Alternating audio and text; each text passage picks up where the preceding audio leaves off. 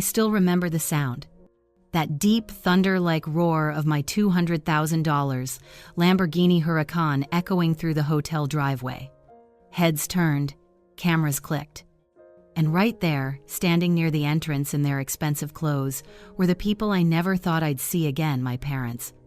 For a moment, time stopped. Their eyes widened in disbelief. My mother's lips parted slightly, and my father just froze.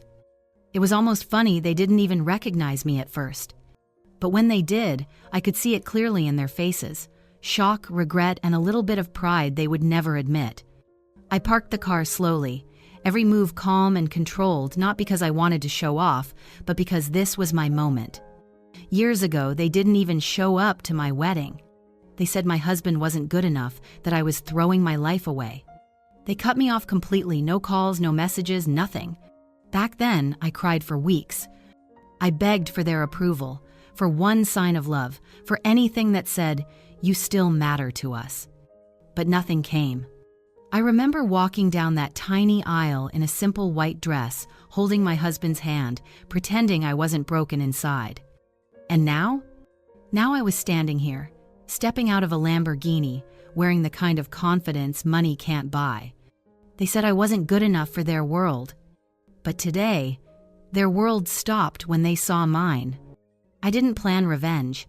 I didn't plan this moment at all. It just happened. Life came full circle, like it always does. They had ignored my happiness once. Now they couldn't ignore my success. As I walked toward the hotel doors, the same ones they were standing beside, my father whispered something under his breath. I didn't hear it clearly, but I saw the look in his eyes, the realization that the daughter they had pushed away had built a life beyond their imagination. And maybe, just maybe, they finally understood what I tried to tell them years ago, that love is worth more than status. So, stay with me till the end. Because this isn't just a story about success or revenge. It's about how life gives you the power to rise even when the people you love the most turn their backs on you. I grew up in a middle-class family that believed in one thing: perfection. My parents, especially my father, valued reputation more than happiness. Everything we did had to look perfect, perfect grades, perfect clothes, perfect smiles. I was the second child. My older brother, Ryan, was the golden boy. He was everything my parents ever wanted: a straight-A student, a future doctor, the pride of every family gathering. Whenever people visited our house, my father would proudly say, "Ryan is going to be a surgeon soon." And then, their eyes would turn to me, and someone would always ask, "And what about her?"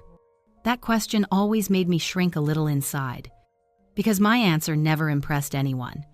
I wasn't into medicine. I wasn't into law or business. I loved technology, computers, apps, and the idea of building something new. I could spend hours learning how software worked, teaching myself things from online tutorials. But to my parents, that wasn't a real career. My father used to say, "Playing on a computer all day won't pay the bills." And my mother, she never said much, but her silence hurt even more. Every time she'd smile proudly at Ryan's success and then glance at me, her smile would fade, not out of anger, but disappointment. It was like I was invisible in my own home. Still, I tried to make them proud. I went to college like they wanted me to, studied computer science, and kept my grades up. But the truth is, my heart wasn't in it. I didn't want to follow a path everyone expected me to walk. I wanted to create something that was mine. So one day, I made the hardest decision of my life. I dropped out. When I told my father, his face turned red with anger. "Do you even realize what you're doing?" he yelled. "You're throwing your life away. You'll never make it without a degree." My brother stood beside him, silent but smirking. He didn't need to say anything. His eyes already said, "You'll fail." My mother just sat quietly at the kitchen table, staring down at her cup of tea. She didn't shout, didn't cry, she just stayed silent. And that silence, it cut deeper than anything my father said. That night, I packed my things. A few clothes, my old laptop, and a notebook full of ideas. No one stopped me. No one even said goodbye. I moved into a tiny one-room apartment on the other side of the city. It wasn't much, just a small space with cracked walls and a view of another old building. But it was mine. It was freedom. I started working part-time as a waitress to cover my rent, spending every other waking moment working on my dream. I wanted to create something that could help small businesses grow an app that would connect them to local customers more easily. I didn't have much experience, but I had determination. And honestly, that's what kept me going. Every time I felt like giving up, I remembered my father's words, "You'll never make it." And that sentence became my fire. Days turned into months. There were times when I had no money for proper food, when my laptop crashed and I cried for hours, when I questioned if I had made a terrible mistake. But every struggle taught me something new. Sometimes I'd lie awake at night, staring at the ceiling, wondering if my parents even thought about me. I'd scroll through pictures of family gatherings I wasn't invited to: birthdays, holidays, Ryan's graduation. They looked so happy, like I had never existed. That hurt the most. Not because they ignored me, but because I still missed them. But deep down, I also knew one thing: I couldn't go back. I had already chosen my path, and I had to make it work. So I kept building, kept learning, kept believing. And slowly, piece by piece, I started seeing results. I didn't have much yet, but I had hope. And for the first time in my life, that was enough. Those early years were the hardest. I don't think people understand how heavy dreams can be when you're carrying them alone. I worked day and night, literally. During the day, I served coffee and cleaned tables at a small cafe downtown. At night, I came home, sat in front of my old laptop, and worked on my project until my eyes burned. I faced rejection after rejection. Investors said my idea was too ambitious. Companies ignored my emails. Some even laughed, saying, "You're just a college dropout, what do you know about tech?" There were nights I cried myself to sleep, wondering if my parents were right. Maybe I was throwing my life away. Maybe I should have stayed in college and followed a safe, boring path like everyone else. But then, every time I felt like giving up, I'd open my old notebook and read the first line I had written the day I left home. "Make them remember your name." That sentence became my prayer. It kept me alive when I had no money, no family, and no one to turn to except one person. Her name was Lily. We met at the cafe where I worked. She was my coworker, smart, funny, and full of light. While I was quiet and always tired, she was the kind of person who could make anyone smile, even on their worst days. One evening, when I was closing the cafe, she noticed me staring at my laptop screen with tears in my eyes. She walked over, put a hand on my shoulder, and said softly, "You look like you're fighting the whole world and winning, just very slowly." I laughed for the first time in weeks. From that day, she became my best friend, my biggest supporter. Lily believed in me when no one else did. She helped me test my app, gave me feedback, even skipped her own lunch breaks just to keep me company while I worked. When I doubted myself, she reminded me why I started. Somewhere along the way, friendship turned into something deeper. It wasn't sudden. It was quiet and gentle, like two hearts realizing they had been walking side by side all along. We didn't have much. But every night, sitting together in that small apartment, sharing instant noodles and laughter, felt richer than any fancy dinner I could ever imagine. After a year, when my first version of the app finally launched, Lily was the one cheering the loudest. She believed it was only the beginning. And she was right. Things started to grow slowly. A few local businesses signed up. Some investors began to notice. I started earning enough to pay rent on time and buy proper meals. For the first time, life didn't feel like a fight, it felt like progress. Then one night, as we sat under the dim light of my tiny balcony, I looked at Lily and said, "I know we don't have much, but I want to build a life with you." She smiled, her eyes shining. "You already are," she whispered. So we decided to get married. It wasn't about rings or flowers, it was about choosing each other, no matter what. When I called my parents to tell them, I was nervous. I still wanted their blessing, even after everything. But my father's voice was cold. "That girl? She's not from our circle, she's not classy enough," he said. "If you marry her, don't expect us to be there." My mother didn't say a word. The silence on the other end of the call said everything I needed to hear. I hung up and cried, not because I was surprised, but because a part of me still hoped they would love me anyway. But that hope died that night. The day of our wedding came. It was simple, a small hall, white roses Lily had picked herself, and about 20 people who truly cared. We couldn't afford much, but it was beautiful. Every smile, every tear, every laugh felt pure and real. As I walked down the aisle in my simple white dress, holding Lily's hand, I looked at the empty seats where my parents were supposed to be. For a moment, my chest ached so deeply it was hard to breathe. But then Lily squeezed my hand, and I realized I wasn't alone anymore. When we said our vows, I promised to love her, to believe in her the way she believed in me. And deep inside, I made another silent promise to myself. One day, they'll see me again, not because I need their approval, but because they'll finally understand what they lost when they turned their backs on me. That promise burned quietly in my heart, stronger than anger, stronger than pain. It became the fuel that pushed me forward. Because I wasn't just fighting to prove them wrong anymore, I was fighting to prove myself right. It's strange how success sometimes walks into your life quietly, almost like it was waiting for you to be ready. For me, it started with a single email. It was a Tuesday morning, and I was half asleep on my couch, my laptop on my knees. I had just finished updating the latest version of my app, something I'd built to help small electric car owners track and improve their car's battery performance. It wasn't fancy, it wasn't perfect, but it worked. That morning, I opened my inbox and saw a message with the subject line, "We love what you're building, let's talk." At first, I thought it was spam, but when I clicked it open, I realized it was from a well-known tech investor based in California. He had somehow stumbled across my app online and wanted to discuss funding. My heart stopped for a second. I reread the email 5 times just to make sure I wasn't dreaming. That message changed everything. Within a few months, I was flying across states for meetings, negotiating contracts, and learning how to run a real business. My tiny one-person project grew into a company I named Drive Tech, a symbol of movement, speed, and progress. The first investor brought in a small amount, then another joined. And then, suddenly, it felt like the whole world had discovered Drive Tech. People started calling me the girl who built something from nothing. Journalists wanted interviews. Tech magazines wrote about me. And within 2 years, Drive Tech exploded.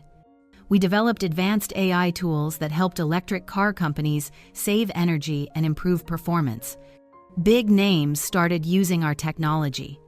Money poured in faster than I could have ever imagined. Before I even turned 30, I was officially a millionaire. I moved out of that tiny apartment, the one with cracked walls and cold nights, and bought a house that overlooked the city skyline. It wasn't just a house, it was a symbol of every sleepless night, every tear, every no that once broke me. But even then, I didn't forget where I came from. I started donating to charities, especially those helping young women in tech. I paid off the debts of the small cafe where I once worked. I even funded scholarships for students who couldn't afford college but had dreams like mine. Lily was there through it all, the same smile, the same steady presence. I'll never forget the night I surprised her with tickets for her dream honeymoon. She had always wanted to see Italy, the canals of Venice, the sunsets of Tuscany, the art, the food, the romance of it all. So one evening, I handed her an envelope. Inside were 2 first-class tickets and a note that said, "For the woman who believed in me before anyone else did." She cried as she read it, and I realized that no amount of money could ever buy that kind of love. Because Lily didn't fall in love with who I became, she fell in love with who I was before success ever showed up. Those 2 weeks in Italy were the most peaceful days of my life. For once, I wasn't thinking about code, meetings, or investors. We just lived, laughed, explored, and watched sunsets with no rush to be anywhere else. But even in those perfect moments, a part of me felt incomplete. Sometimes at night, when Lily was asleep beside me, I'd scroll through social media and see pictures of my family. My parents still looked the same, smiling at family dinners, proud of Ryan's achievements, celebrating every little thing he did. They never mentioned me. It was as if I didn't exist. And no matter how much success I gained, that emptiness never really went away. It's a strange thing you can have everything you once dreamed of, but still feel like something's missing. For me, that missing piece was love, not romantic love, but family love. The kind you can't buy, can't earn, can't demand. Sometimes I'd imagine what it would feel like to walk into their house again, to see the look on their faces. Would they be proud? Would they still look down on me? Would my mother still stay silent while my father judged me? I didn't know. And part of me didn't want to find out. Because even though I had built this incredible life, a company, a home, a family with Lily, I was still that girl who once stood in her parents' kitchen, desperate to be seen. But I also knew something else now. I didn't need their approval to define me anymore.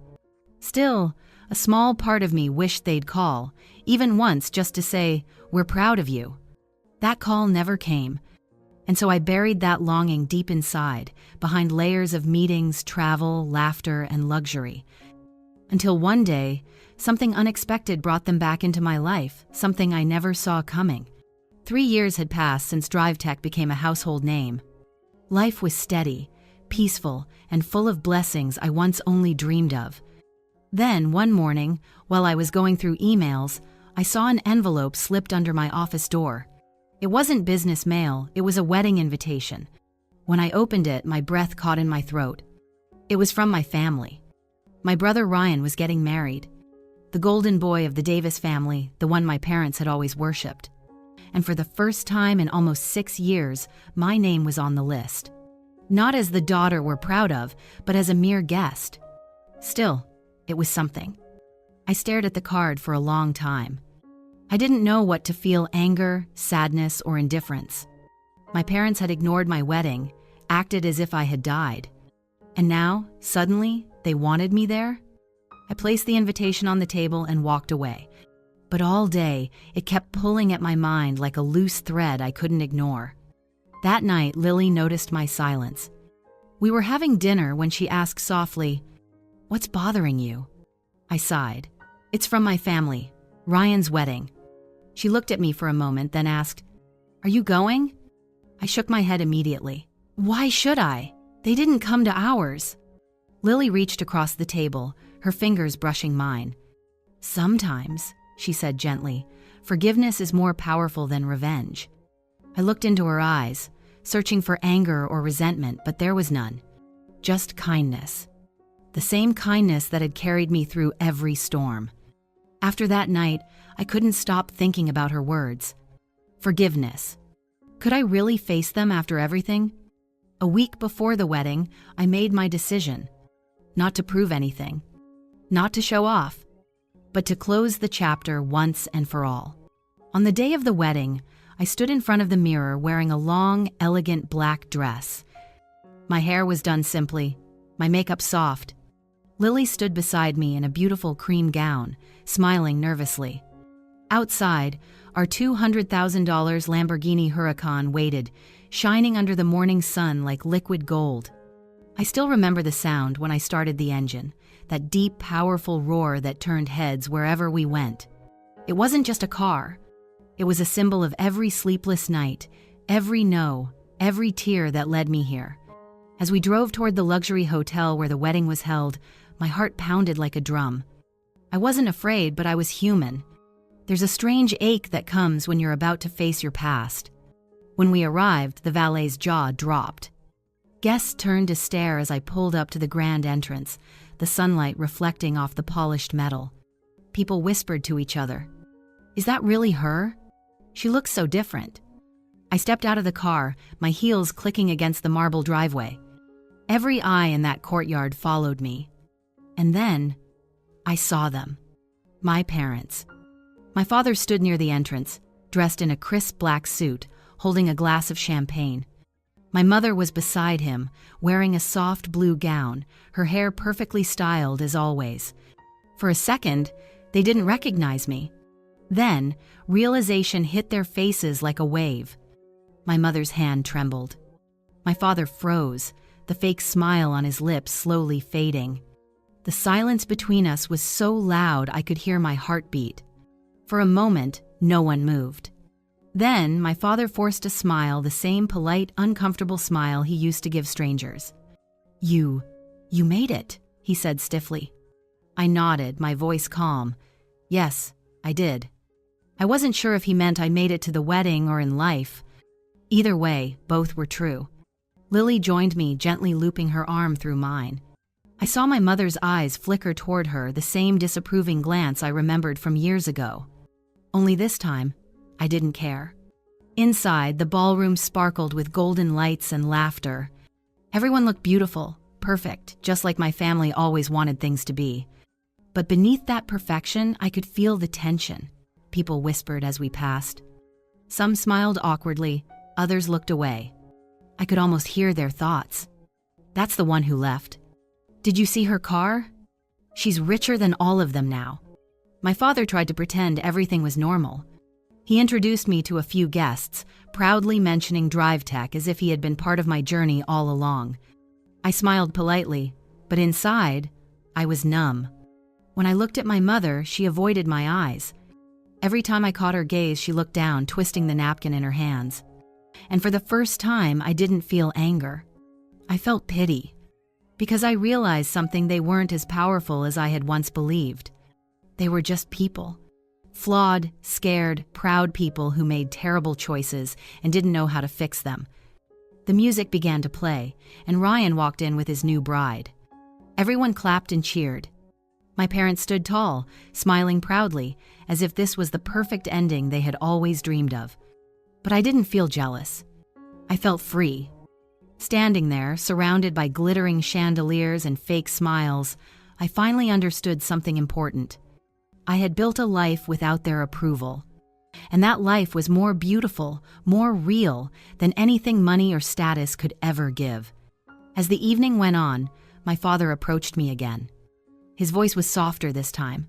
"You've done well for yourself," he said, clearing his throat. I smiled faintly. "Yes, I have." He looked like he wanted to say more, to apologize. Maybe, but the words never came. And I didn't ask for them. Some things are better left unsaid. That night, when Lily and I walked out of the hotel, the cool breeze hit my face, and I felt something lift off my chest, like I had finally exhaled after holding my breath for years. I slid into the driver's seat, started the engine, and as the roar filled the night air, I saw my parents standing by the door, watching us leave. For a moment, their world stopped again, just like it had the first time. And for the first time ever, I wasn't the girl seeking their love. I was the woman who had found her peace.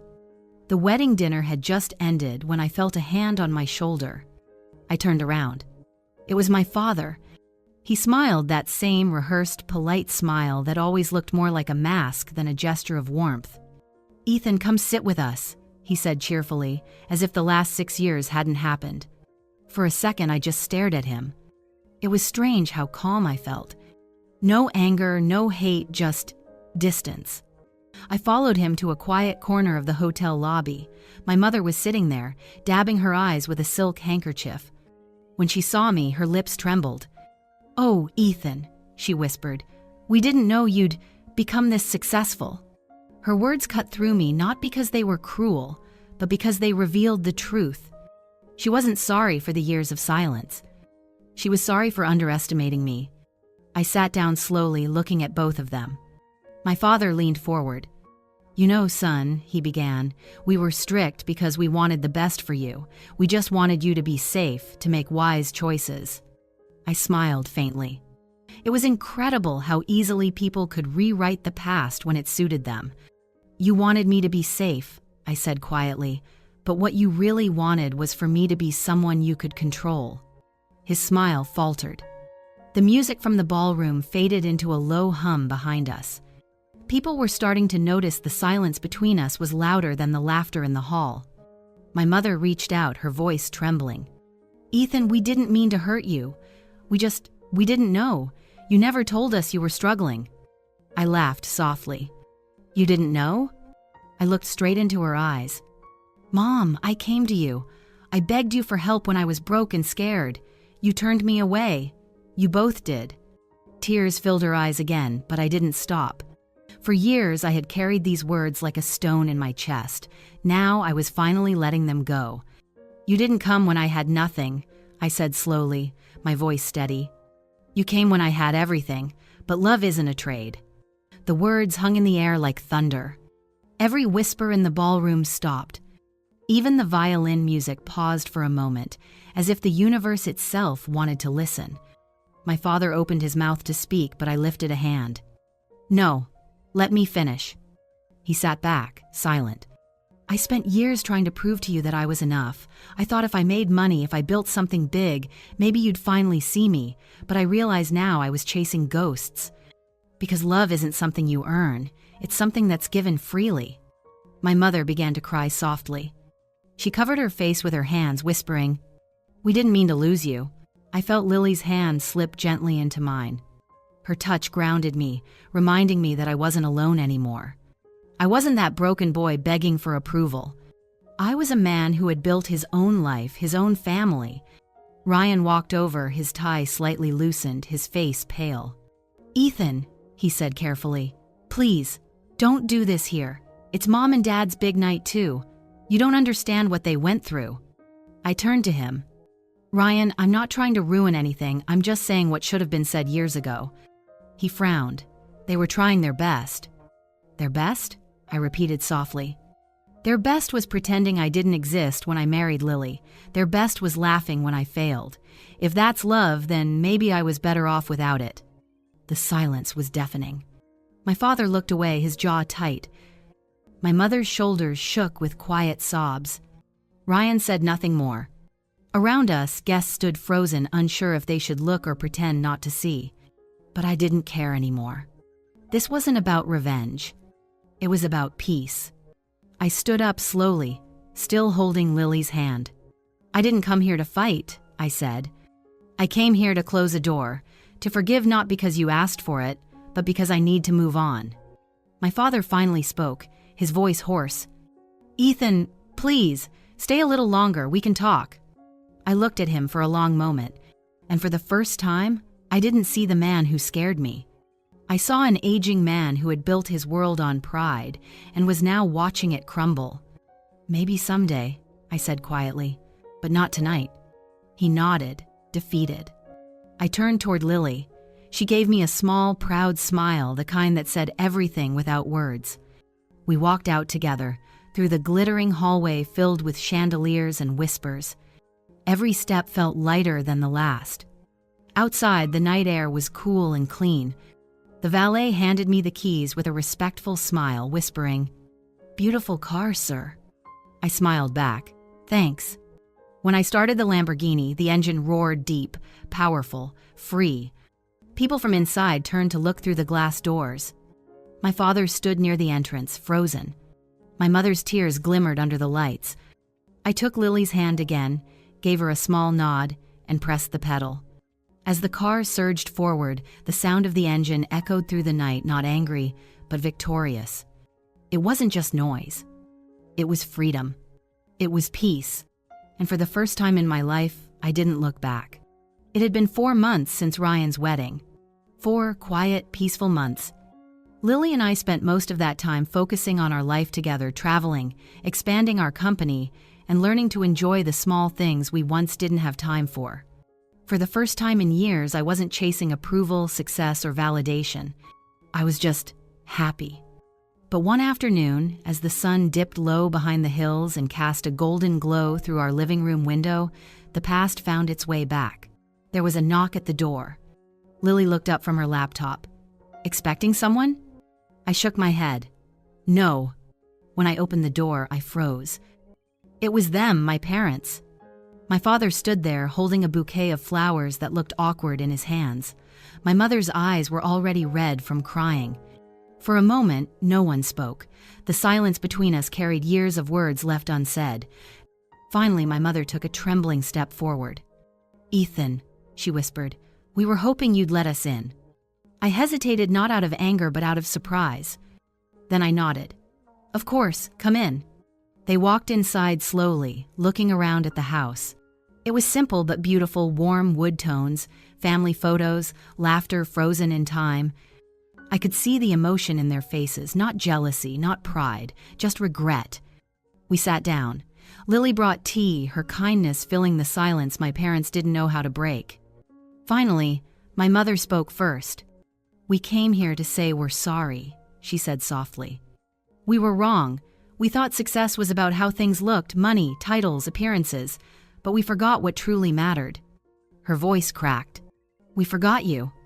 My father looked down at his hands, unable to meet my eyes. "I was proud of being right," he said quietly. "Proud of Ryan, proud of the image we had. But when I saw you that night, when I saw what you built without us, I realized how small I'd been." He looked up at me then, and for the first time in my life I saw tears in his eyes. "You were right, Ethan. Love isn't a trade. It's a gift, and we failed to give it when you needed it most." My throat tightened. For years I had imagined this moment, them apologizing, finally seeing me, but now that it was here, I didn't feel victory. I felt peace. I nodded slowly. "I forgive you," I said, "but I also need you to understand something." They both looked up, listening carefully. "Love can't just appear when things are easy or when I'm successful. It has to be real through the failures, through the pain, through the things that don't make sense." My mother nodded, tears streaming down her face. "We understand," she whispered. Lily reached over and placed her hand on mine. I smiled at her, grateful because she had been my home when I had none. My father took a shaky breath. "Can we try again?" I thought for a moment. Then I nodded. "We can, but slowly. It'll take time and effort from both sides. I want us to rebuild what was lost, not pretend it never happened."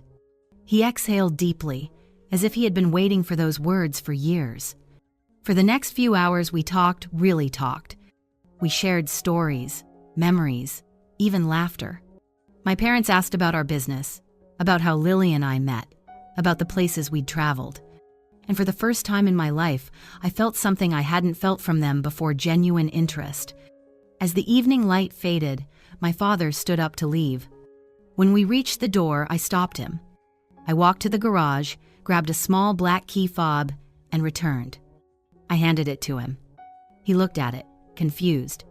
"What's this?" I smiled softly. "It's the Lamborghini key." He stared at it like it was a test. "Ethan, I can't." I shook my head. "It's not about the car, Dad. It's about finally being seen." His eyes glistened again as he clutched the key, understanding the meaning behind it. It wasn't a gift of wealth. It was a gesture of forgiveness, of healing. He nodded, his voice barely a whisper. "Thank you, son." When they left, the night was quiet again. Lily walked over, wrapping her arms around me. "You okay?" she asked softly. I nodded, smiling. "Yeah, I think for the first time in my life, I really am." We stood by the window, watching the taillights fade into the distance. And in that moment, I realized something powerful. Forgiveness doesn't erase the past, but it gives you back your future. My parents had finally seen me. Not as the failure they once believed, not as the millionaire I had become, but as their son, the one who never stopped loving them, even when they stopped loving him. And that, more than anything, was my true success. The sky was painted in gold and orange as the sun began to sink below the horizon. Lily and I stood by the edge of our driveway, the evening breeze brushing against our faces. The world felt calm, like the storm that had followed me for years had finally settled. We had just finished dinner, laughing about something small and silly. And as I looked at her, her eyes warm, her smile peaceful, I realized how far we had come. There was a time when all I wanted was to prove myself. I thought success was the number in my bank account, the car in my garage, the house on the hill.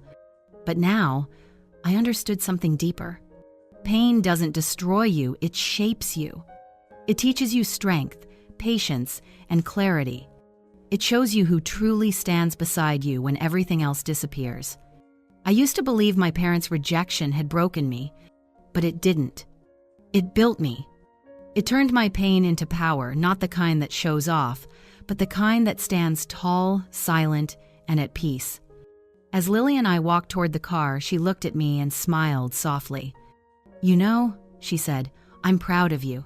Not for what you've achieved, but for how you never stopped believing, even when no one else did. I smiled back. Maybe I needed to lose everything to find out what really matters. She leaned against my shoulder, her hand slipping into mine. And what's that? I looked toward the setting sun, the light reflecting off the Lamborghini's glass. Love, forgiveness, peace. We both got into the car. The engine purred to life, no longer a roar of rebellion, but a quiet hum of contentment. As I drove down the open road, the city lights faded behind us. The wind rushed past, carrying away the last remnants of bitterness. And in that moment, I realized something simple yet powerful. Success means nothing if it only fills your wallet. True success fills your heart. Lily turned to me, her smile glowing in the fading light. Then I guess we're the richest people in the world. We laughed a laughter free of pain, free of the past. The road stretched endlessly ahead, glowing under the orange sky. And as the horizon swallowed the sun, I felt complete. Because sometimes, the real victory isn't proving others wrong. It's proving to yourself that you can heal and still love. Would you forgive someone who ignored your happiest day? Tell us in the comments below.